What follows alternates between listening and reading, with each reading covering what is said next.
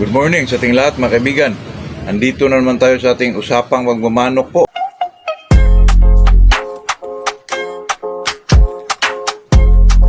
Ito naman talaga sa atin mga kaibigan. Libangan lang at saka tungkol naman sa pahulugan natin mga kaibigan ay ano na lang po. Yung Golden Boy mga kaibigan, isa na lang po. Pero pwedeng tryo mga kaibigan. Isa na lang po pero pwedeng tryo. At saka at saka itong 5K, dalawa na lang mga kaibigan. Pag video may nakaabil na nito, talagang close na tayo mga kaibigan kasi may mga paiba-iba pa isa-isang yung pumpkin to gold o golden boy sa gold, ganun ba mga kaibigan. Depende na lang yun kung mag-reach out kayo sa akin. Kasi mga kaibigan, ito kasi pahulugan ay talagang kinukontrol natin po kasi kahit gaano pa yan ka-controlled yung mo, kung wala ka namang makitang medyo magaganda mahirapan ka doon mga kaibigan, mapahiya lang tayo dyan. Kaya sa atin, kinukontrol talaga natin kasi ang ibigay natin yun talagang parang pang din mga kaibigan, yun talagang quality din kasi gamitin din yan sa pang material yan medyo ang ibigay natin mga kaibigan, di ho tayo magbigay ng alanganin, yun talagang maganda po. Hindi lang maganda, may mga palo talaga. Hindi naman mawala mga kaibigan, lalo na sa Golden Boy. Yung lalo na pag street breed ang ginamit mo, talagang madiin ang palo mga kaibigan. Kaya bago tayo mag-umpisa, shoutout muna tayo kay Maximo Diroca, Kabadbaran City, Mindanao. Asan ba to? Akala ko Kabadbaran sa Liti. Arvin Lumayog, Marikina. Pag-usapan natin mga kaibigan kasi may nagtanong sa atin kadalasan naman talaga mga kaibigan yung topic natin dito ay puro naman tanong, pero pag palagi kong sinasabi mga kaibigan, pag wala tayong idea o hindi natin na experience, wala din tayong masagot po. Ito kasi mga kaibigan, sabi niya, totoo ba pusing na kung magbigay tayo ng mga multivitamins one day before the fight, ay lasing ba talaga ang manok?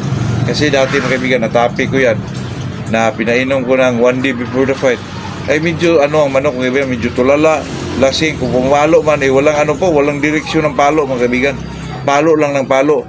So depende pa rin yan sa pagbigay mo mga kaibigan. Example, pagbigay ka ng B12 Binirbon, mag-skip 1 day ka, tapos mag-skip ka for 3 days mga kaibigan. Example ito mga kaibigan, magbigay tayo ng last 3 days for the fight ay Friday, hindi ka magbigay ng Wednesday, Thursday, Friday hindi ka magbigay, ibigay mo na lang sa Saturday, last day before the fight, pwede yun mga kaibigan. At saka depende kasi yun sa manok.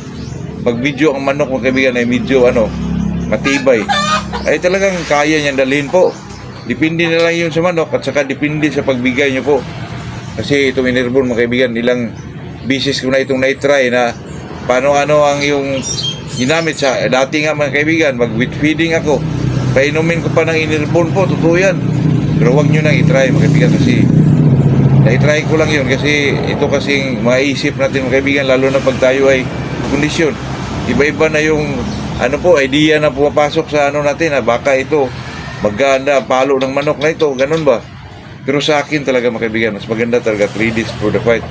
Pero naranasan ko na rin itong pagbigay ng 1 day before the fight po. May mga palo naman talaga.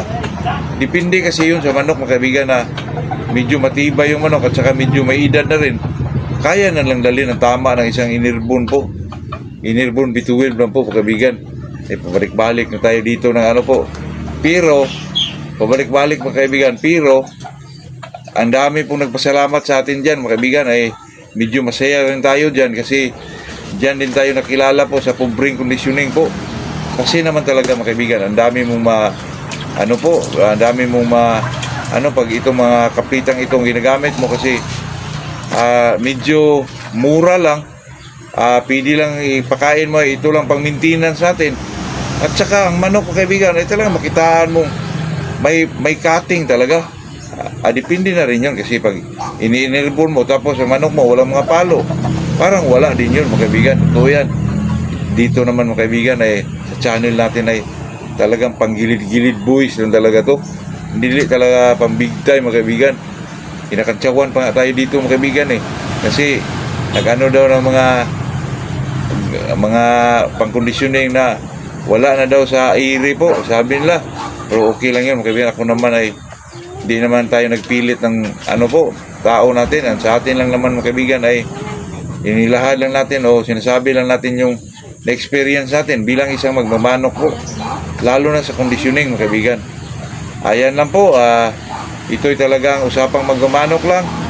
Dito lang tayo. Maraming salamat sa mga sumusubaybay sa atin. Mga nanonood sa atin. Ay talagang ito po ay talagang seryoso mga kaibigan. At saka dito sa ating channel po ay yung mga sinasabi natin dito ay yung mga naranasan lang natin mga kaibigan bilang mag-alaga ng manok, magkondisyon ng isang manok. At saka depende na lang yun mga kaibigan sa mga taong naniniwala sa atin. Pero sa akin naman mga kaibigan ay proud tayo, masaya tayo na medyo nakapagbigay tayo ng kaalaman o mayroon man. Good morning sa ating lahat po.